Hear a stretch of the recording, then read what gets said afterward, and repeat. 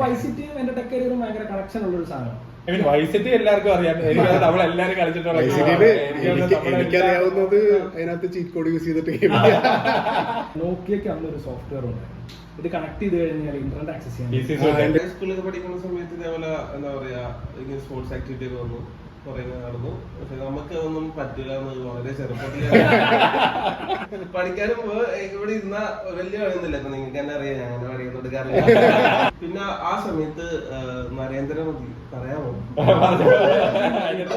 നല്ല കാര്യമാണ് പറയാം. സ്മാർട്ട് ഇന്ത്യ ആക്കത്തോൺ എന്ന് പറഞ്ഞൊരു പരിപാടി വന്നു. അപ്പൊ അതിന് 2017-ഉം 2018-ഉം ഞാൻ പോയിട്ടുണ്ട്.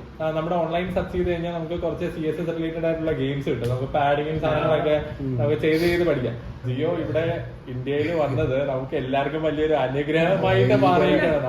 ഞാനന്ന് ഐഫോൺ ആദ്യമായിട്ട് കാണുന്നത് അവിടെയാണ്, പിള്ളേരുടെ കയ്യിൽ. ഐഫോണിന്റെ ഏറ്റവും വലിയ പ്രശ്നം എന്ന് പറഞ്ഞാൽ നെറ്റ് ഓൺ ആണോ ഫുൾ വലിക്കും. ഫ്ലാപ്പി ബേർഡ് ഇറങ്ങിയിട്ട്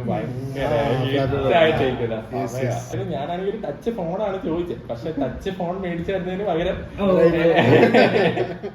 എനിക്കൊരു ഐഫോൺ മേടിച്ചത്.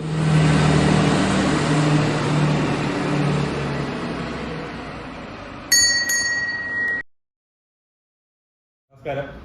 ഇന്ന് നമ്മളിവിടെ ഒരു ചെറിയൊരു പോഡ്കാസ്റ്റിന്റെ ആരംഭമാണ്. This the very beginning. നമ്മള് ടെക് ബസ് എന്നാണ് നമ്മൾ അതിന്റെ പേരിട്ടേക്കുന്നത്.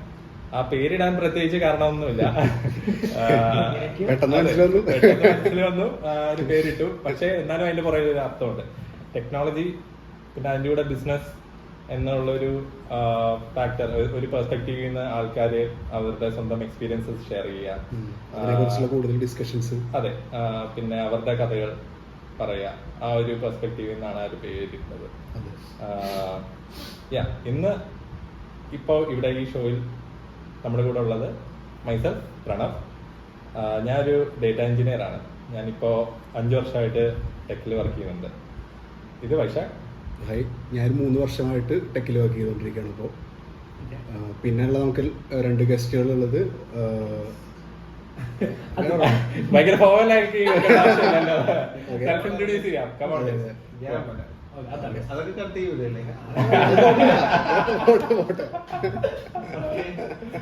എന്റെ റൈസും ഞാൻ ഫ്രണ്ട് എൻഡ് ആണ്. 5 years ആയിട്ട് ഫ്രണ്ട് എൻഡിൽ തന്നെ വർക്ക് ചെയ്യുന്നു. മെയിൻലി റിയാക്ട് ആണ്. ഞാൻ അതുൽ, ഞാൻ ഫ്രണ്ട് എൻഡിൽ തന്നെ വർക്ക് ചെയ്യാണ്. കഴിഞ്ഞ 8 വർഷമായിട്ട് ഞാൻ ടെക്കിലുണ്ട്. അത് ഇപ്പൊ ഫ്രണ്ട് എൻഡ് ഫോക്കസ് ചെയ്യുന്നു, പക്ഷെ ഫുൾ സ്റ്റാക്ക് ആയിരുന്നു. ഓക്കെ, നിങ്ങളെ എങ്ങനെയാണ് ഈ ഫസ്റ്റ് ഓഫ് ഓൾ നിങ്ങൾക്ക് എങ്ങനെയാണ് ടെക്കിനോട് താല്പര്യം തോന്നിയത്? അത് സ്റ്റാർട്ട് ചെയ്യണമെങ്കിൽ ഞാൻ ഹൈസ്കൂളൊക്കെ പഠിക്കുന്ന സമയത്ത് നമ്മളെ വൈസിറ്റി ഇങ്ങനെ ട്രെൻഡിങ് ആയിരിക്കുന്ന സമയത്ത് അത് ഭയങ്കര, ആ വൈസിറ്റിയും എന്റെ ടെക് കരിയറും ഭയങ്കര കണക്ഷൻ ഉള്ള ഒരു സാധനമാണ്. അപ്പൊ ആ സമയത്ത് ഈ മോഡ്സ് ഇറങ്ങിയ സമയമാണ്. അപ്പൊ മോഡ്സ് ഇൻസ്റ്റാൾ ചെയ്യാൻ ലേശം, അതായത് ഇത് ഭയങ്കര ട്രിക്കിയാണ് മോഡ്സ് ഇൻസ്റ്റാൾ ചെയ്ത്. പക്ഷെ ഇൻസ്റ്റാൾ ചെയ്ത മോഡ്സിന് ഭയങ്കര ആൾക്കാരും ഭയങ്കര സപ്പോർട്ടുണ്ട്. ലൈക്ക് ഇൻസ്റ്റാൾഡ് മോഡ്സ് ചെയ്ത വൈസിറ്റി കളിക്കാൻ ഫാൻസ് ഉണ്ട്, വേറെ സെപ്പറേറ്റ് ഫാൻ ബേസ് ഉണ്ട്. അപ്പൊ അതെങ്ങനെ ഇൻസ്റ്റാൾ ചെയ്യാം, അതിന്റെ മുകളിൽ എങ്ങനെ ചെയ്യാം, അങ്ങനെയാണ് ആക്ച്വലി ഞാനൊരു ബ്രൗസറിനെ പറ്റി പഠിക്കുന്നത്. ബ്രൗസർ ഇന്റർനെറ്റ് എന്നൊരു സാധനം അപ്പുറത്തുണ്ട്. സ്റ്റാർട്ട് ചെയ്ത് ഇന്റർനെറ്റ് എക്സ്പ്ലോറിലാണ്. ഒന്നറിയില്ല ആക്ച്വലി ക്രോം അവിടെ ഉണ്ട്, അല്ലെങ്കിൽ ഒപ്പേര വേറെ ഉണ്ട്, ഒന്നുമില്ല. ജസ്റ്റ് ക്രോം മാത്രമേ ഉള്ളൂ. അങ്ങനെ അവിടെ നിന്ന് തപ്പി തുടങ്ങുന്ന സമയത്ത് പിന്നെ എപ്പോഴോ ഫോട്ടോഷോപ്പിലേക്ക് ഒരു ഇൻട്രസ്റ്റ് കിട്ടി. പിന്നെ ഫോട്ടോഷോപ്പിൽ കുറച്ചൊക്കെ അങ്ങോട്ട്, കാരണം ഈ മോഡ് ചെയ്യാൻ വേണ്ടി കുറച്ച് ഫോട്ടോഷോപ്പും അങ്ങനത്തെ സാധനങ്ങളൊക്കെ ആവശ്യമുണ്ടായിരുന്നു. അതെന്താ മോഡ് ചെയ്യാൻ ഫോട്ടോഷോപ്പ്? വൈസിറ്റി എല്ലാവർക്കും അറിയാം, നമ്മളെല്ലാരും കളിച്ചിട്ടുള്ള. എനിക്കറിയാവുന്നത് അതിനകത്ത് ചീറ്റ് കോഡ് യൂസ് ചെയ്തിട്ട് സംഭവമാണ്. അവിടെ നിന്ന് വേറൊരു സാധനമുണ്ട്, നമ്മുടെ ടോമി, വൈസിറ്റിയിലെ മെയിൻ ക്യാരക്ടർ. അയാളുടെ ഡ്രസ് ഓർക്കുന്നുണ്ട് എല്ലാവരും, ഇതൊക്കെ ഉള്ളത്. അത് കുറച്ച് തെങ്ങുകളായിരുന്നു. പക്ഷെ അതിന്റെ അകത്ത് നമ്മുടെ വൈസിറ്റിന്റെ അത് കൃത്യമായ ഫയലില് ലൊക്കേഷൻ എനിക്ക് ഓർക്കുന്നില്ല. പക്ഷെ അതെന്ന് പറഞ്ഞു കഴിഞ്ഞാൽ അതൊരു ലേ ഔട്ടാണ്. അതിന്റെ അകത്ത് ഒരു പാൻസ് ഉണ്ട്, ഒരു ഷർട്ട് ഉണ്ട്, ഒരു ക്യാപ്പ് ഉണ്ട്, അങ്ങനത്തെ കുറച്ച് സാധനങ്ങളുണ്ട്. അതിനകത്ത് നമുക്ക് ആക്ച്വലി ഡ്രോ ചെയ്യുന്നുണ്ട്. അതൊരു PNG ഫയലാണ്. പക്ഷെ അതിന്റെ അകത്ത് നമുക്ക് എന്തെങ്കിലും ഷേപ്സ് ഒക്കെ ഇട്ട് കഴിഞ്ഞാൽ അത് ആക്ച്വലി നമ്മുടെ ഷേപ്പിൽ മാറി. എന്നുവെച്ചാൽ ആ ഒരു ലേ ഔട്ട് ആക്കി വെച്ചിട്ട് പിന്നെ നമ്മളിങ്ങനെ ചെയ്ത് കഴിയുമ്പോഴത്തേനും പുതിയ, അതായത് ടോമിയാണ് ക്യാരക്ടർ, പക്ഷെ അയാൾക്ക് പുതിയ ഡ്രസ്സുകൾ നമുക്ക് അല്ലാണ്ട് ഇതാക്കാൻ പറ്റും. അങ്ങനെയാണ് ആക്ച്വലി മറ്റേ ഫോട്ടോഷോപ്പിലേക്ക് വരുന്നത്. അങ്ങനെ ഫോട്ടോഷോപ്പിൽ വന്നു നിൽക്കുന്ന സമയത്ത് ഓക്കെ ഇന്റർനെറ്റിൽ നിന്ന് ഒരു സ്റ്റാർട്ട് കിട്ടുകയും ചെയ്തു. അങ്ങനെ ഏതോ ഒരു മൊമെന്റിൽ ആ സമയത്ത് 2G വന്നു. അപ്പം 2G നമുക്ക് പിന്നെ നോക്കിയക്ക് അന്നൊരു സോഫ്റ്റ്വെയർ ഉണ്ടായിരുന്നു. ഇത് കണക്ട് ചെയ്ത് കഴിഞ്ഞാൽ ഇന്റർനെറ്റ് ആക്സസ് ചെയ്യാൻ PC ആ, എൻ്റെ ഞാനും use ചെയ്യാറുണ്ട്. അതെ. അതൊരു ഇതിന്റെ ബോക്സിന്റെ ഒപ്പം ഒരു ആ, ഒരു disc CD വരും. ഉണ്ട്. disc വരും. CD ഒക്കെ ഉണ്ടായിരുന്നു. അങ്ങനെ അതിൽ കണക്ട് ചെയ്ത് കഴിയുമ്പോഴത്തേന് നമുക്ക് ഇത് കിട്ടും. അങ്ങനെ എങ്ങനെയോ പിന്നെ ഫോട്ടോഷോപ്പിന്റെ ട്യൂട്ടോറിയൽസ് ഒന്ന് തപ്പി നോക്കിയാലോ, എല്ലാ ഇന്റർനെറ്റിലും ഉണ്ട് എന്നൊരു ഐഡിയ ഉണ്ട്. ഞാൻ ആ സമയത്ത് ഹൈസ്കൂൾ പഠിക്കുന്നുള്ളൂ. അപ്പോ അവിടെ നിന്ന് പതുക്കെ തപ്പി തുടങ്ങി. അപ്പോ നല്ല കിടുകൻ സാധനങ്ങളൊക്കെ വരുന്നു. അതായത് ഭാര പിന്നെ ലേഔട്ട്സ് കാര്യങ്ങള്, ലേഔട്ട്സ് അല്ല ഭാര ഗ്രാഫിക്സ് സാധനങ്ങൾ.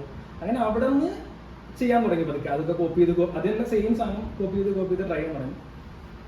അങ്ങനെ ഫോട്ടോഷോപ്പ് ഒരു ഏകദേശം ഒരു ഗ്രിപ്പായി തുടങ്ങിയ സമയത്ത് വീട്ടുകാർ പറഞ്ഞു, സെക്കൻഡ് ടെക്കിലോ കൊള്ളാം, ഇതിന് വേണ്ടി തന്നെയാണല്ലോ, വേറെ പണിയൊന്നുമില്ലല്ലോ, ഫുൾ ടൈം നമ്മുടെ തന്നെ ഇരിക്കണോ, അല്ലെങ്കിൽ ഗെയിം കളിക്കണോ, അല്ലെങ്കിൽ കുറെ ഇതിന്റെ മുകളിൽ കളിക്കണോ. ഓക്കെ. അപ്പോൾ പിന്നെ 10th കഴിഞ്ഞ സമയത്ത് പിന്നെ ഏട്ടൻ സജസ്റ്റ് ചെയ്തു. എൻ്റെ നേരെ ഏട്ടൻ പറഞ്ഞു, അടാ കമ്പ്യൂട്ടർ സയൻസ് നമുക്ക് സാധനമുണ്ട്, നീ അതൊന്നും മെനക്കെട്ടു. ഓക്കെ. അന്ന് എന്താന്ന് പോലെ കോഡിങ്ങോ, ഏത് കോഡിങ്, എന്ത് കോഡിങ്, ആർക്ക് കോഡിങ് ഒന്നും അറിയില്ല. ഓക്കെ. അങ്ങനെ കോഡിങ്ങിലോട്ട് എത്തി. അങ്ങനെ പ്ലസ് 2 കമ്പ്യൂട്ടർ സയൻസ് എത്തി. അവിടെ എത്തിയപ്പോഴാണ് മനസ്സിലായത്, സാർ ഇതൊന്നും നല്ല സാധനം, ഓക്കെ. പക്ഷെ അതും ഞങ്ങൾക്ക് സാറുണ്ടായിരുന്നു. ആ സാറ് അഫ്സൽ, ആ പുള്ളി പക്ഷെ ഈ ആർക്കും വേണമെങ്കിലും സ്പൂൺ ഫീഡ് ചെയ്യാൻ പറ്റും എന്നുള്ള രീതിയിലാണ് പുള്ളി ക്ലാസ് എടുത്തോണ്ടിരുന്നത്. അങ്ങനെ അവിടെ നിന്ന് കണക്ട് ആയി. പിന്നെ ഡിഗ്രി ചെയ്തു, കിട്ടിയില്ല, വേറെ ആയി. പക്ഷെ അത് കഴിഞ്ഞ് എന്ത് ചെയ്യുമെന്ന് പറയുന്ന സമയത്ത് പിന്നെ നാട്ടിൽ തന്നെ ഒരു എന്താ പറയുക ഇൻസ്റ്റിറ്റ്യൂട്ടിൽ പിന്നെ അതിൻ്റെ ഒരു പോസ്റ്റ് ഗ്രാജുവേഷൻ പോലെ, പോസ്റ്റ് ഗ്രാജുവേഷൻ അല്ല PGP എന്ന് പറയും, പോസ്റ്റ് ഗ്രാജുവേറ്റ് പ്രോഗ്രാം, അത് ചെയ്യാൻ കയറി. അവിടെ നിന്ന് ആക്ച്വലി പ്ലേസ്ഡ് ആയത് ഒരു സർവീസ് കമ്പനിയിലാണ്. അവിടെ സർവീസ് കമ്പനി ആയ സമയത്ത് അവരെന്താ ചെയ്യും, ഞാൻ പഠിച്ചത് അസ്യൂറും ഡോട്ട്നെറ്റും ഉള്ള സാധനമായിരുന്നു. പക്ഷേ അവർ ആക്ച്വലി ലെഗസി, ആ സമയത്ത് ലെഗസി ആയിരുന്നു. 2015 സമയത്ത് അസ്യൂറൊക്കെ ഭയങ്കര റേസിംഗ് ആയിരുന്നു. അവരിങ്ങനെ പതുക്കെ ഇനി ചിലപ്പം AWS വരെ മറച്ചിട്ടേക്കാന്നുള്ളൊരു ഒരു ടോൺ അവിടെ ഉണ്ടായിരുന്നു. ആ സമയത്താണ് അസ്യൂർ വന്നത്. അപ്പം പിന്നെ ഞാൻ ഇന്റർനെറ്റിലൊക്കെ തപ്പിയപ്പോഴത്തേന് അസ്യൂറിന് ഒരു നല്ല ഗ്രോത്ത്, ആ സമയത്ത് നല്ല ഗ്രോത്ത് എക്സ്പെക്ട് ചെയ്യുന്നുണ്ടായിരുന്നു. ആ സമയത്ത് നല്ല ഗ്രീൻ ലൈൻ വരുന്നത്. ഓക്കെ. പക്ഷെ ഞാൻ ആ കോഴ്സ് തീരുമ്പോഴത്തേന് ആക്ച്വലി അസ്യൂറിന്റെ ആ ഒരു ഭയങ്കര ഗ്ലോ ഒക്കെ എന്നിട്ട് ഭയങ്കര ഡൗൺ. പക്ഷെ അത് എന്നെ ഞാൻ ഫ്രണ്ടിലോട്ട് വരുന്നത് അതൊട്ടും ബാധിച്ചിട്ടില്ല.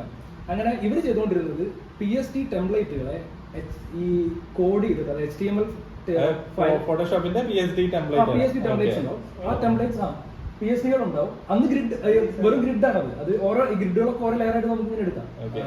അപ്പോ അത് HTML ആക്കി കൺവേർട്ട് ചെയ്യുന്ന ഒരു ടീമായിരുന്നു.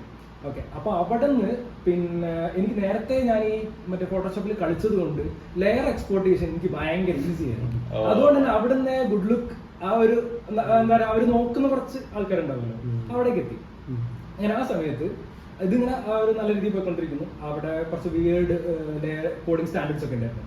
ഒരു എന്താ പറയാ, ഫ്ലോട്ട് ലെഫ്റ്റ് ഇടണമെങ്കിൽ ഫ്ലോട്ട് റൈറ്റ് ഇടണം, ഫ്ലോട്ട് അങ്ങനെ കുറെ സാധനങ്ങളൊക്കെ ഉണ്ടാക്കും. അപ്പോൾ അവിടെ ആൾക്കാർ സസ്റ്റെയിൻ ചെയ്യുന്നത് വളരെ കുറവാണ്.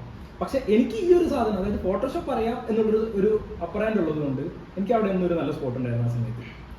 അങ്ങനെ ആ ഒരു ഇതിൽ നിൽക്കുന്ന സമയത്താണ് അവിടെ ഒരു മെയിൻ ക്രൈസിസ് വന്നത്. ആർക്കും ജാവാസ്ക്രിപ്റ്റ് അറിയില്ല. ഓക്കെ. ജാവാസ്ക്രിപ്റ്റിന്റെ ഒരു ഐഡിയ കിട്ടുന്നില്ലായിരിക്കും. എല്ലാവരും ചെയ്യും, അല്ലെങ്കിൽ കോപ്പി പേസ്റ്റ് എടുക്കും ഒരു സ്ക്രിപ്റ്റ്. അതായത് നമുക്ക് അവിടെ മെയിൻലി സ്ക്രിപ്റ്റ് എടുക്കുന്ന സ്ലൈഡേഴ്സ് ഉണ്ടാക്കുക, അല്ലെങ്കിൽ ഫോംസിനോ മറ്റേ എന്നുവെച്ചാൽ ഫോംസിനൊക്കെ ഈ എന്താ പറയാ വാലിഡേറ്റ് ചെയ്യുക, അങ്ങനത്തെ സാധനങ്ങളൊക്കെ ഉള്ളൂ. പക്ഷെ അതിന് വരെ ആൾക്കാർ സ്ട്രഗിൾ ചെയ്യുന്ന ഒരു ഫേസ് വന്നുണ്ട്. അങ്ങനെ ആ സമയത്ത് ജാവാസ്ക്രിപ്റ്റിന് വേണ്ടി മാത്രം ഒരു എഞ്ചിനീയർ വന്നു. പുള്ളിക്കാരൻ ജാവാസ്ക്രിപ്റ്റ് മാത്രമേ ചെയ്യുന്നുണ്ട്. അതായത് ഇങ്ങനത്തെ ഫോംസും സ്ലൈഡ്സും ഒരു വെറൈറ്റി സ്ലൈഡേഴ്സ് ഒക്കെ വന്നിട്ടുണ്ടെങ്കിൽ പുള്ളിക്കാരൻ ചെയ്തുകൊണ്ടിരുന്നു. ഇത് 2017 വന്നിട്ടായിരുന്നു ആ സമയത്ത് സ്റ്റാർട്ട് അല്ല, ജാവാസ്ക്രിപ്റ്റ് ഒക്കെ അന്ന് തീയാണ് നമ്മൾ. ജിയോ വന്നിട്ടേ ഉള്ളൂ. ജിയോ എടുക്കാൻ വേണ്ടിട്ട് ഞാൻ ആക്ച്വലി പിന്നെ എന്റെ ഉണ്ടായിരുന്നത് മോട്ടോ M-X2 അങ്ങനെ അതായിരുന്നു. അതിൽ 3G ഇല്ല. എന്നിട്ട് ഞാൻ X3 മാറി. കാരണം അന്ന് SIM free, net free, 4 GB per day. ഏത് പിന്നെ 1 GB കിട്ടാൻ നമ്മള് ഒരു മാസത്തേക്ക് 1 GB കിട്ടാൻ 400 രൂപ 450 രൂപ പൊട്ടിച്ചോണ്ടിരുന്ന നടക്കാൻ ഹാപ്പി. അതിനുശേഷം അതായത് പുള്ളിക്കാരി വന്നു, അതായത് ജാവാസ്ക്രിപ്റ്റ് ഓക്കെ ഇതാക്കി. അത് നമുക്ക് എനിക്കൊരു കിടിലൻ ടൂൾ പരിചയപ്പെടുത്തുന്നു, console.log. എവിടെ വേണമെങ്കിലും ഇടാം, എങ്ങനെ വേണമെങ്കിലും ഇടാം, എന്ത് വേണമെങ്കിലും നോക്കാൻ ഉയരുള്ളിടത്തോളം കാലം കൺസോൾ മറന്നു. അത്രയും ഇതായി പോയി. അങ്ങനെ ആ ലോഗ് ഇടാൻ എനിക്ക് പെട്ടെന്ന് ക്യാച്ചായി ആ സാധനം. കോൺസോൾ ലോഗ് ഇട്ട് കഴിഞ്ഞാൽ ക്ലിക്ക് വർക്ക് ചെയ്യുന്നുണ്ടോ, പലരുടെയും പ്രശ്നം എന്ന് വെച്ച് കഴിഞ്ഞാൽ ക്ലിക്ക് ചെയ്യും അവരല്ലെങ്കിൽ ആക്ച്വലി അതിന്റെ സാധനം മൊത്തം ഇട്ടിട്ടുണ്ടാവും. നമ്മൾ സെലക്ടർ മാറി കിടക്കുമായിരിക്കും, ജാക്വറിയാണ് അറിയാലോ, എല്ലാവർക്കും അറിയാം. സെലക്ടർ ഉണ്ടാവും, ആ സെലക്ടർ CSS സെലക്ടറാണ്, അപ്പോൾ അതിനൊരു ഫംഗ്ഷൻ ഉണ്ടാവും. അപ്പോൾ അത് ചെയ്ത് പോയാൽ മതി. ആൾക്കാർക്ക് വർക്ക് ആവണില്ല, ഞാൻ ഇതിന്റെ ഫംഗ്ഷൻ ഇവിടെ ഇട്ടിട്ടുണ്ടോ പക്ഷെ വർക്ക് ചെയ്യുന്നില്ല, നോക്കുമ്പോൾ സെലക്ടർ തെറ്റായിരിക്കും. പക്ഷേ എന്റെ ഈ കോൺസോൾ ലോഗ് ഉള്ളത് കൊണ്ട് ഞാനിത് എവിടെ എല്ലായിടത്തും കൊണ്ടുവരും, അവർക്ക് അവിടെ നിന്ന് കിട്ടും, ഇവിടെ നിന്ന് കിട്ടും. ഓക്കെ, അങ്ങനെ അവിടെ നിന്ന് ജാവാസ്ക്രിപ്റ്റിനോട് ഒരു നൈസ് ഇതായി. അങ്ങനെ പിന്നൊരു ദിവസം ആ കമ്പനി പെട്ടെന്ന് ലേ ഓഫ് ചെയ്തു. അത് അവിടുത്തെ സീനിയേഴ്സ് എല്ലാവരും കൂടെ അവിടുത്തെ വർക്ക് വലിച്ചിട്ട് സ്വന്തം ചെയ്യാൻ തുടങ്ങി. അപ്പോൾ ആ കമ്പനി കൊളാപ്സ് ആയി. അങ്ങനെ അവിടുന്ന് ചാടി, അവിടുന്ന് ഇറങ്ങി പിന്നെ ഒരു കമ്പനിയിൽ നേരെ എത്തിപ്പെടുന്നത് എങ്ങനെയാണെന്ന് വെച്ച് കഴിഞ്ഞാൽ, പുള്ളി എൻ്റെ നാട്ടിൽ നിന്നുള്ള ഒരു മെമ്പറാണ്. അങ്ങനെ പുള്ളി അവിടെ ചെയ്തുകൊണ്ടിരുന്നത് US മറ്റേ UAE സൈഡിൽ നിന്ന് പ്രൊജക്ട്സ് എടുത്തിട്ട് ഇവിടെ നിന്ന് ചെയ്ത് തിരിച്ചു തുടങ്ങിയ സർവീസ് ബേസ്ഡ് കമ്പനിയായിരുന്നു. അപ്പം പുള്ളി ഈ സാധനത്ത് വരുന്ന സമയത്താണ് പുള്ളിക്ക് റിയാക്റ്റിൽ ഒരു ഓപ്പർച്യൂണിറ്റി, ഒരു സാധനം വന്നത്. അങ്ങനെയാണ് പുള്ളി ജാവാസ്ക്രിപ്റ്റ് പുള്ളിക്ക് റിയാക്ട് അറിയാൻ സമയത്ത്. അപ്പം പുള്ളി ജാവാസ്ക്രിപ്റ്റിൽ അറിയുന്ന ആരെങ്കിലും ഉണ്ടോ എന്നുള്ളത് തപ്പി. അങ്ങനെ എൻ്റെ ഒരു ഫ്രണ്ട് പറഞ്ഞു, പുള്ളിക്കാരൻ്റെ ഫ്രണ്ടായി CEO. അങ്ങനെ പുള്ളിക്കാരൻ വഴി ഞാൻ അവിടെ എത്തി. അവിടുന്ന് റിയാക്റ്റിൽ അങ്ങോട്ട് തുടങ്ങി. ഓക്കെ, അവിടുന്ന് റിയാക്ട് പഠിച്ചു, ലാറവൽ പഠിച്ചു, പിന്നെ Node.js പഠിച്ചു, പിന്നെ MySQL എഴുതാൻ പഠിച്ചു. അതൊരു വൺ ലേണിംഗ് സ്റ്റേറ്റ് ആയിരുന്നു. ഇവിടെ നിന്ന് ജസ്റ്റ് HTML മാത്രമേ എഴുതാൻ പഠിച്ചിട്ടുള്ളൂ. പക്ഷേ അവിടെ എത്തിയപ്പോഴത്തേന് ഇമാതിരി സാധനങ്ങളൊക്കെ ഓണായി. അറ്റ്ലീസ്റ്റ് പറഞ്ഞു തരാനെങ്കിലും ഒരാളുണ്ട്. പിന്നെ രാത്രിയും പകലൊക്കെ അവിടെ തന്നെ ആയിരുന്നു. അവിടെ കോമഡി സീനായിരുന്നു. മനസ്സിലാവില്ല, നമ്മളെല്ലാരും പഠിച്ചു തുടങ്ങിയ സമയത്ത് നമുക്ക് ഒരു ഗ്രിപ്പ് കിട്ടി കഴിയുമ്പോൾ നമുക്ക് പഠിക്കാനുള്ള ഒരു ത്വരയാണ്.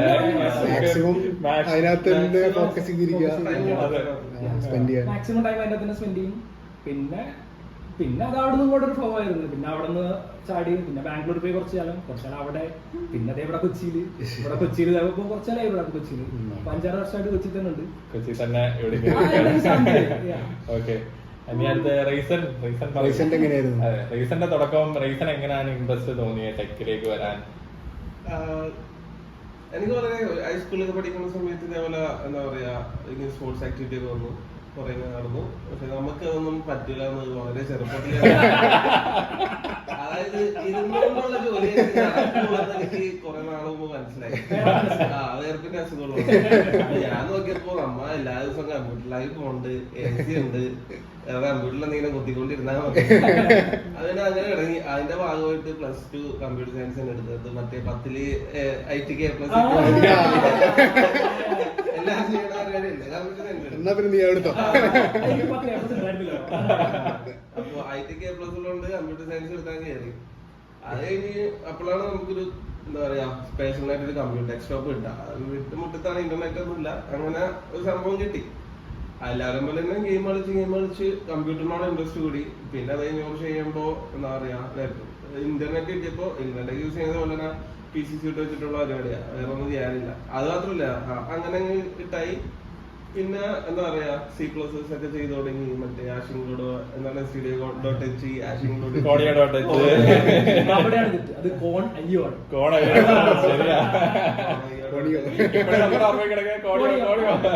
അങ്ങനെ കുറെ കയറി അതങ്ങ് പഠിച്ച്. പിന്നെ അതിന്റെ ഭാഗമായിട്ട് എഞ്ചിനീയറിംഗ് കിട്ടിയില്ല. നേരെ പോളി ചേർന്നു.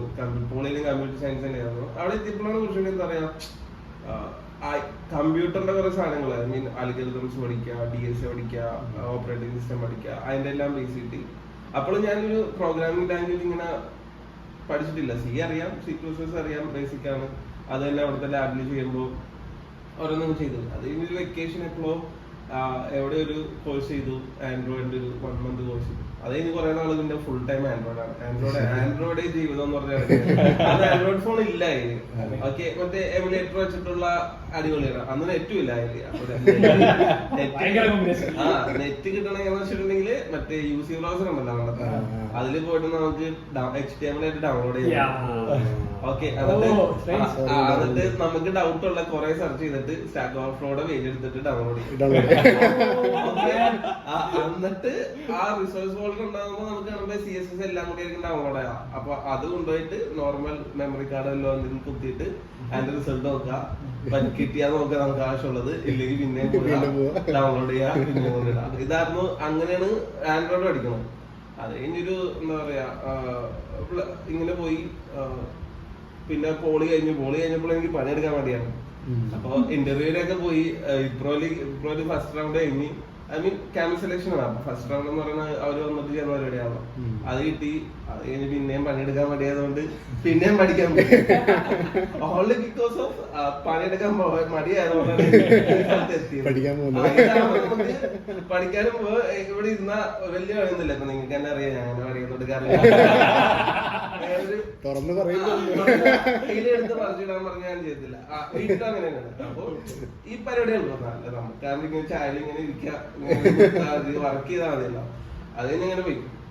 അത് കഴിഞ്ഞ് ആൻഡ്രോയിഡ് ഇങ്ങനെ തകർത്തിട്ട് എടുക്കുമ്പോൾ കോളേജ് ടെക് ഫെസ്റ്റ് വന്നു. അപ്പൊ എന്തൊരു ചെറിയൊരു വെബ്സൈറ്റ് ചെയ്തു.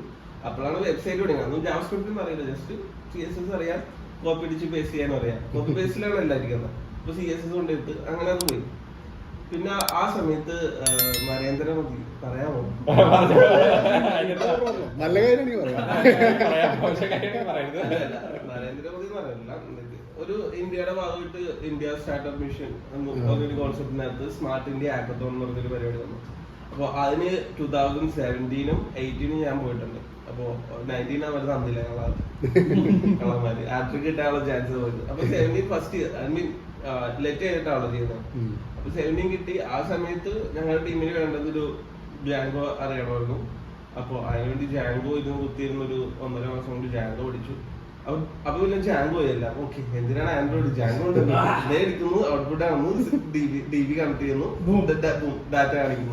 ഓ വണ്ടർഫുൾ. ആൻഡ്രോയിഡ് അത്ര പോലും കാരണം എമുലേറ്റർ വേണ്ട.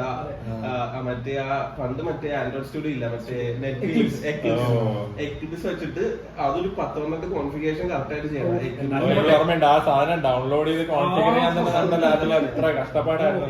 അത് ഒരു പാക്കേജ് തന്നെ എത്ര എങ്ങാണ്ട് 3-4 GB ഉണ്ടായിരുന്നു ആ സമയത്ത്. ആ സമയത്ത് ഇത് ഡൗൺലോഡ് ചെയ്യാൻ ഇരിക്കാന്ന് ഞാൻ പറഞ്ഞ തലവേദനയാണ്. നമ്മുടെ ഒറ്റ അടിക്ക് ഒരു പാക്കേജ് എടുത്തു കഴിഞ്ഞാൽ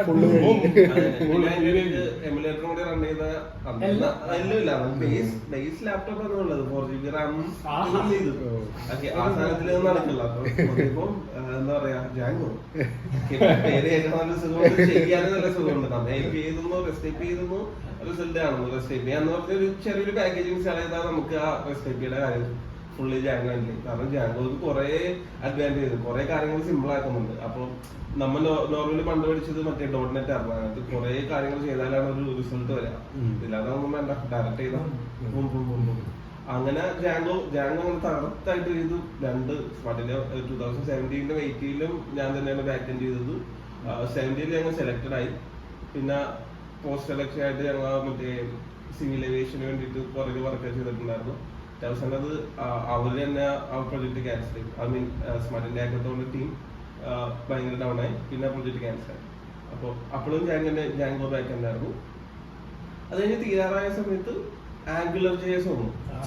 ആംഗുലർ JS റിയാക്ട്, അതായത് പാക്കേജ് ആംഗുലർ JS അല്ല, ജേക്കറി പോലെ നമുക്ക് ഒരു സ്ക്രിപ്റ്റ് പോലെ HTML-ലോട്ട് ആഡ് ചെയ്തിട്ടുണ്ടെങ്കിൽ ആംഗുലർ വർക്ക് ആവും.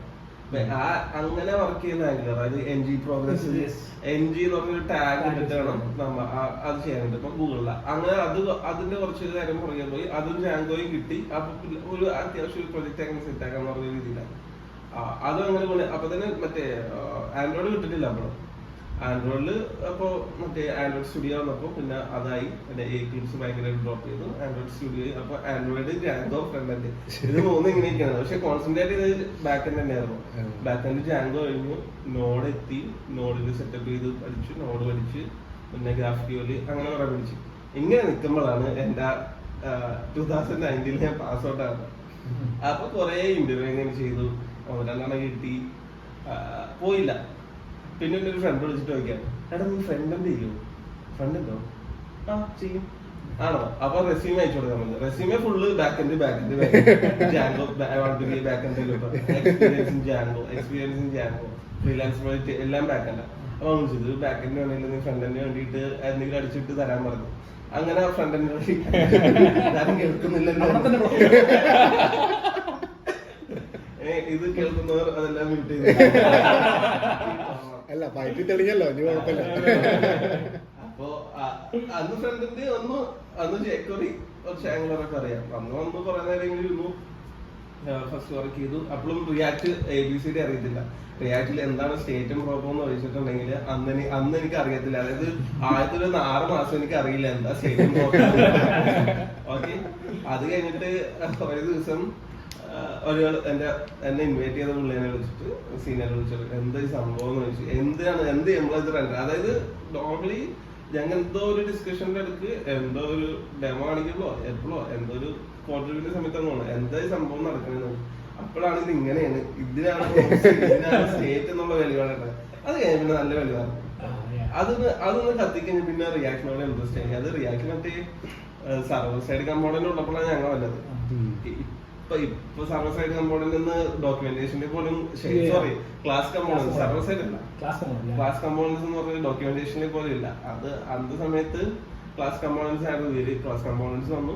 അത് കഴിഞ്ഞിട്ട് പിന്നെ ഫംഗ്ഷൻ കമ്പോണന്റ്, ഈ ട്രാൻസ്ഫോർമേഷനിൽ ഞങ്ങൾ രണ്ടുപേരുണ്ടായിരുന്നു. ആ ട്രാൻസ്ഫോർമേഷൻ അപ്പൊ പിന്നെ റിയാക്ടിലേക്ക് കത്തി. ഇപ്പൊ റിയാക്റ്റും അല്ല ജയ്ക്കുറി അല്ല ചെയ്തത്, ഇത് രണ്ടുമല്ലാത്ത ഓക്കെ. പിന്നെ കമ്പനി വ്യൂ ആയിരുന്നു. വ്യൂ പഠിച്ചാന്ന് വെച്ചാൽ പഠിച്ചിട്ടില്ല, കാരണം ആ റിയാക്ടിനോടുള്ള ഒരു ഗ്രിപ്പ് ഉണ്ട്. കാരണം വ്യൂ എന്ന് പറഞ്ഞാല് എളുപ്പമാണ്, പക്ഷെ റിയാക്ട് വെച്ച് നമുക്ക് പഠിക്കാനായിട്ട് കുറച്ചും കൂടി എഫേർട്ട് ഇടണം. ഓക്കെ, റിയാക്ട് എന്ന് പറഞ്ഞാൽ ഒരു ദിവസം രാവിലെ വന്നിട്ട് നിങ്ങൾ ഒരു 1 hour വെച്ചിട്ട് അല്ലെങ്കിൽ ഡെയിലി ഒരു 1 hour സ്പെൻഡ് ചെയ്യുകയാണെങ്കിൽ ഒരാഴ്ച കൊണ്ട് നിങ്ങൾ അത് സ്മൂത്തായിട്ട് പഠിക്കും. കാരണം ഫ്രിക്ഷൻ കുറവാണ് പഠിക്കാനായിട്ട്, എളുപ്പമാണ്, ഭയങ്കര സ്ട്രൈറ്റ് ഫോർവേഡ് ആണ്. അപ്പോഴും റിയാക്ട് വിടുന്നില്ല, റിയാക്ട് അപ്പോഴും ഉണ്ട്. പിന്നെ വന്നതെല്ലാം ഈ ലാറാവൽ റൺ ചെയ്യണ ബിൽഡർ പ്രോജക്ട്സ് ആണ്, മീൻസ് വെബ്സൈറ്റ് ബിൽഡർ പോലെ ഡ്രാഗ് ഉണ്ടോ. അപ്പൊ അതിനകത്ത് ജയ്ക്കുറി റെക്കോർഡ് ആയിരുന്നു. ഇപ്പൊ ജയ്ക്കുറി മാസ്റ്റർ ചെയ്തു. ഇപ്പൊ ജയ്ക്കുറിയിലാണ്, ഇപ്പൊ മെയിൻ ജയ്ക്കുറിയാണ്. റിയാക്ട് വിട്ടിട്ടില്ല. റിയാക്ടിന്റെ പല നെക്സ്റ്റ് സ്റ്റേജ് ആണ് ഇപ്പോൾ റിയാക്ടിന് ഓരോയിട്ട് റിയാക്ട് തന്നെ ചെയ്യുന്നത്. നെക്സ്റ്റ് സ്റ്റേജ് കണ്ടിന്യൂ വന്നു. അതിന്റെ ഒരു ഓബിയോ അല്ല, നെക്സ്റ്റ് സ്റ്റേജിൽ എന്തെങ്കിലും പ്രൊജക്ട് ചെയ്യും. പക്ഷെ ജയ്ക്കുറി ഒന്നും ഒരിക്കലും ഡൗൺ ആവാത്തൊരു സാധനം. ഞാൻ തുടങ്ങിയത് ജയ്ക്കുറിയില് ഇപ്പോ ചില പ്രൊജക്ട്സ് എടുത്ത് ഡോളർ ഇട്ടൊരു സെലക്ടർ ഇപ്പോഴും ഒരു 60-70% വെബ്സൈറ്റ്സും യൂസ് ചെയ്യുന്നത് ജയ്ക്കുറി തന്നെയാണ്.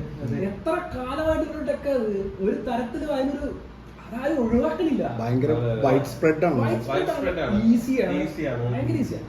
അതായത് റിയാക്ടിലേക്ക് പോകണമെങ്കിൽ നമുക്ക് എന്താ പറയുക, നമ്മുടെ ആപ്പ് ഇത്തിരി വലുതായിരിക്കണം. 2-3-4 പേജുള്ള ഒരാൾക്ക് വെറുതെ ഈ റിയാക്ട് ചെയ്യേണ്ട ആവശ്യമൊന്നും ജയ്ക്കുറിയിൽ ചെയ്യണം. എല്ലാം ഇപ്പൊ CSS കിട്ടും.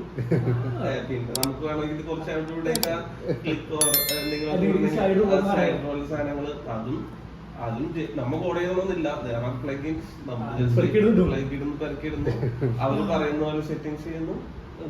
അതും ഒരു വലിയ പോയിന്റ്. ജയ്ക്കുറിന്റെ അകത്തില്ലാത്ത പ്ലഗിൻസ് ഇല്ലാതെ എന്ത് ചെയ്യണം, എങ്ങനെ ചെയ്യണം, നമുക്കത് കൃത്യമായിട്ട് ഡിസ്ക്രിപ്റ്റീവ് ആയിട്ട് എഴുതാൻ അറിയാമെങ്കിൽ സാധനമുണ്ട്. അതിനുള്ള സാധനം അവിടെ ഉണ്ട്, അതെടുത്ത് എഴുതിയാൽ മതി. ഇപ്പൊ ഈ കമ്പനി തന്നെ ലാസ്റ്റ് ഇപ്പൊ വർക്ക് ചെയ്തോണ്ടിരിക്കുന്ന കമ്പനി തന്നെ ഒരു സാധനം വേണ്ടി വന്നിട്ട് പ്ലഗിൻസ് ഇല്ല ആക്ച്വലി. പക്ഷെ സിമ്പിൾ ആയിട്ട് ഉണ്ടാക്കിയെടുക്കാൻ പറ്റുള്ളൂ. വളരെ സിമ്പിൾ ആയിട്ട് ബും ബും റെഡി കഴിഞ്ഞ്. പിന്നെ അതിനെ കൂടെ ഒരു പൊട്ടിക്ക് CSS കൂടെ അറിയെങ്കിൽ നിങ്ങൾക്ക് എന്ത് കാണിക്കാം. മിക്കവരും ജയ്ക്കുറി ജാവാസ്ക്രിപ്റ്റിൽ ചില മിക്കവാറും എല്ലാവരും പഠിക്കും. പക്ഷെ CSS വരുമ്പോ എല്ലാരും നിർത്തിയിട്ട് മനസ്സിലാവും. CSS-ലാണ് എല്ലാവർക്കും ഒരു ബുദ്ധിമുട്ട് ഫീൽ ചെയ്യുന്നത്. ഞാനും ഇതേപോലെ പഠിക്കാൻ ശ്രമിച്ചു. എനിക്കാണെങ്കിൽ ഞാൻ റിയാക്ട് പഠിച്ചു. ഓക്കെ, പക്ഷെ എനിക്ക് CSS എഴുതാൻ എനിക്ക് ഭയങ്കര ബുദ്ധിമുട്ടാണ്. ഞാൻ പക്ഷെ എന്നിട്ടും നമ്മുടെ ഓൺലൈൻ സെർച്ച് ചെയ്ത് കഴിഞ്ഞാൽ നമുക്ക് കുറച്ച് CSS റിലേറ്റഡ് ആയിട്ടുള്ള ഗെയിംസ് കിട്ടും. നമുക്ക് പാഡിങ്ങും സാധനങ്ങളൊക്കെ നമുക്ക് ചെയ്ത് പഠിക്കാം. അതൊക്കെ വെച്ചിട്ട് ഞാൻ ചെയ്ത് പഠിച്ചു. എന്നാലും നമ്മൾ ആപ്ലിക്കേഷൻ ലെവലിലേക്ക് വരുമ്പോൾ എനിക്ക് തോന്നുന്നത് അത് കോൺസ്റ്റന്റ്ലി നമ്മൾ ചെയ്ത് നമ്മൾ ആ ഒരു എക്സ്പീരിയൻസ്ഡ് ആണ്. ആ ഒരു ഫ്ലോ കിട്ടാനായിട്ട്, ആ ഫ്ലോ കിട്ടാൻ ഇപ്പോഴും എനിക്ക് ബൈ ഹാൻഡ്സ് ഓൺ ചെയ്യാന്നല്ലാതെ വേറൊരു ഷോർട്ട് കട്ട് അവിടെ ഇല്ല. ചെയ്യുക തന്നെ പറ്റുള്ളൂ. എനിക്ക് അവിടെ കിട്ടിയ ഏറ്റവും വലിയ എന്താണ് കിക്ക് സ്റ്റാർട്ട് ഒന്നുമല്ല, തൊഴി അതാണ്. കാരണം ഒരു PSD ടെംപ്ലേറ്റ് അവിടെ ഉണ്ട്, നമ്മളത് കൊടുക്കുമ്പോൾ പിക്സൽ പെർഫെക്റ്റ് ആയിരിക്കണം. സോ നമ്മൾ CSS അത്രയും ഇങ്ങനെ പിൻ പോയിന്റ് ചെയ്ത് ഇതാക്കും. ഒരു സ്റ്റാർട്ട് ചെയ്യുന്ന ഒരാൾക്ക് ഞാൻ കൊടുക്കുന്ന ഏറ്റവും വലിയൊരു സാധനം അത് തന്നെയായിരിക്കും. നിങ്ങളൊരു ഡിസൈൻ എടുക്കുക, അതിനെ അതായത് പക്ക മൈഗ്രേറ്റ് ചെയ്യാൻ പറ്റിയ നിങ്ങൾ ഡെവലപ്പറായി കഴിഞ്ഞു. ഒറ്റയൊന്ന് ചെയ്താൽ മതി, ഡൺ.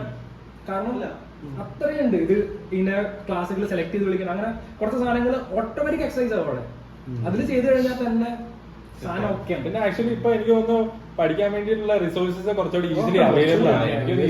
ഇതിന് ആക്ച്വലി നമുക്ക് അതായത് ഇവിടെ ഉള്ള ആൾക്കാർക്ക് ഈ ഒരു ലേണിംഗ് റിസോഴ്സസ് ഓപ്പൺ ആക്കി തരാൻ വേണ്ടിയിട്ട് വലിയൊരു കോൺട്രിബ്യൂഷൻ ആക്ച്വലി ജിയോ തന്നിട്ടുണ്ട്.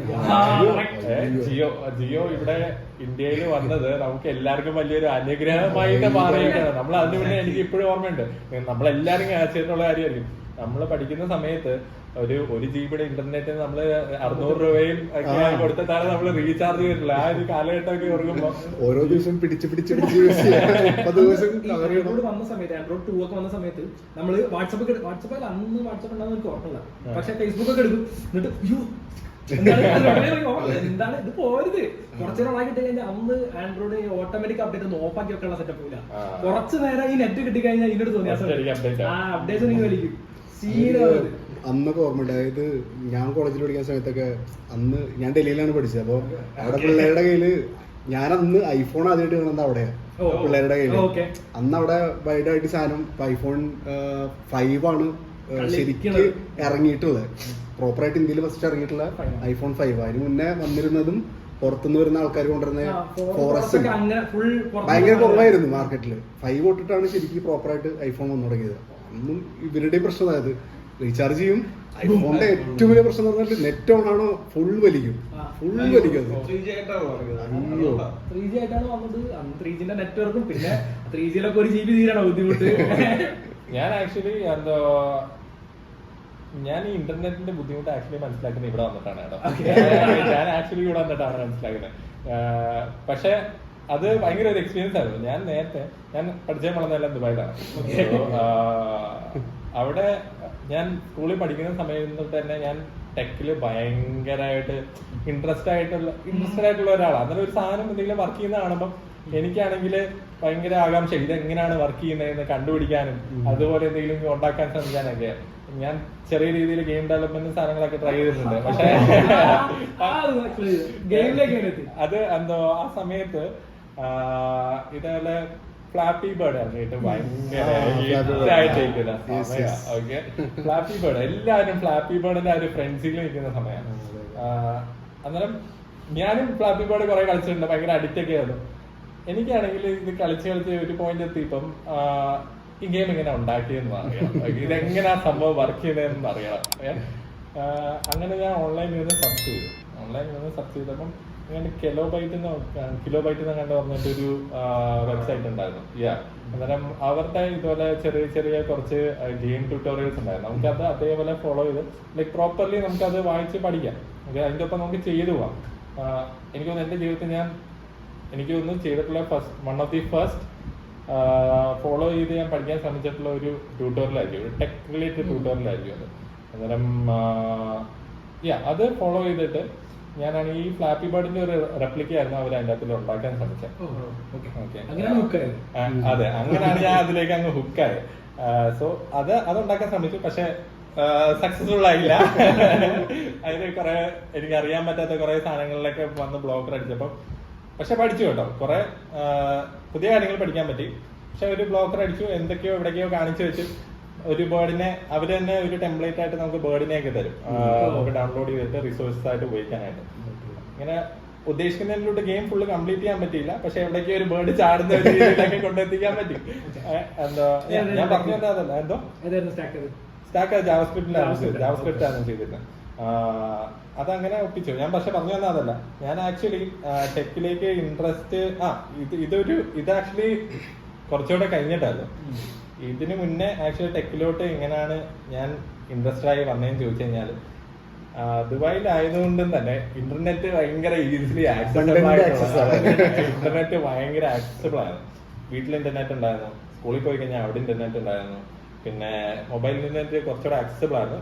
ഇവൻ ദോ എക്സ്പെൻസീവ് ആയിരുന്നെങ്കിലും ഇതുപോലെ വീട്ടുകാർ ഇതുപോലെ ട്യൂഷന് പോകാൻ നേരത്ത് ഫോൺ വിളിക്കാൻ വേണ്ടിയിട്ട് മൊബൈലിൽ റീചാർജ് ചെയ്ത് തരും. മൊബൈലിൽ റീചാർജ് ചെയ്ത് തരും. അങ്ങനെ മൊബൈലിൽ റീചാർജ് ചെയ്യുന്നത് തരുന്ന സമയത്ത് ഇവര് ചിലപ്പം 30 ദിർഹംസ് അല്ലെങ്കിൽ 10 ദിർഹംസ് ഒക്കെ ആയിരിക്കും ഇട്ടുതരുന്നത്. ഇത് നമ്മൾ കുറെ കാലം ഉപയോഗിക്കണം എന്ന് പറഞ്ഞു തന്നിട്ടാണ് നമുക്ക് ഇട്ടുതരുന്നത്. പക്ഷെ ഞാൻ ഇത് വെച്ചിട്ട് നൈസായിട്ട് ഇന്റർനെറ്റിൽ കയറും, എന്തെങ്കിലുമൊക്കെ തപ്പിപ്പിടിച്ച് ചെയ്യും. ഓക്കെ, വീട്ടിൽ ഇന്റർനെറ്റ് ഉണ്ട്, പക്ഷെ വീട്ടിൽ വന്നാലും വീട്ടുകാര് ഇരുന്ന് പഠിക്കാൻ എന്ന് പറഞ്ഞ് ഇത് ചെയ്യുന്നതുകൊണ്ട് ഇന്റർനെറ്റിൽ അധികം കിടന്ന് വരാൻ സമയം കിട്ടില്ല. അന്നേരം ഇതുപോലെ ഫോൺ കൈ കിട്ടുമ്പോൾ പുറത്ത് ഇതുപോലെ ഇങ്ങനെയൊക്കെ കയറി നോക്കുമായിരുന്നു. അന്നേരം ആ ഒരു ടൈമില് ആൻഡ്രോയിഡിന്റെ അകത്തിലും അതുപോലെ തന്നെ iOS-ന്റെ അകത്തിലും ഒക്കെ ഈ ജെയിൽ ബ്രേക്കും റൂട്ടിംഗ് ഒക്കെ ഭയങ്കര ഒരു കസ്റ്റം റോംസ് ഒക്കെ ഭയങ്കര ട്രെൻഡായിട്ട്. ഓക്കെ, അതിൽ നിന്നാണ് ആക്ച്വലി എനിക്ക് ഇൻട്രസ്റ്റ് ബിൽഡായി വന്നത്. ഇതിപ്പം സ്കൂളിൽ പോകുമ്പോൾ അല്ലെങ്കിൽ പുറത്ത് ട്യൂഷന് പോകുന്ന സമയത്ത് ഇതുപോലെ ഫ്രണ്ട്സ് കയ്യില് ഐപോഡ് ടച്ച് ഉണ്ടായിരുന്നു പണ്ടത്തെ. ഐപോഡ് ടച്ച് കൊണ്ടുവരും. അന്നേരം അതിൻ്റെ അകത്തിൽ ഇതുപോലെ ഇവര് ജെയിൽ ബ്രേക്ക് ചെയ്തിട്ട് ഈ കസ്റ്റം തീമുകളും പിന്നെ നമുക്ക് ഡിഫോൾട്ട് ആയിട്ടുള്ള ഡിവൈസിന്റെ അകത്തിൽ ചെയ്യാൻ പറ്റാത്ത കുറെ സാധനങ്ങളൊക്കെ ചെയ്ത് കാണിക്കാം. അതായത് മുകളിലെ ഒരു ബാറ്ററിയുടെ ഐക്കണില്ലേ, ബാറ്ററിയുടെ ഐക്കണൊക്കെ മാറ്റിയിട്ട് നമുക്ക് ബാറ്റ്മാന്റെ സിമ്പിള് സിമ്പിളൊക്കെ കൊണ്ടുവന്നിടാം. ഇതൊക്കെ കാണുമ്പോൾ നമുക്ക് ഭയങ്കര കൗതുകമാണ്. ഇതൊക്കെ എങ്ങനെയാണ് നിങ്ങൾ ചെയ്തത്?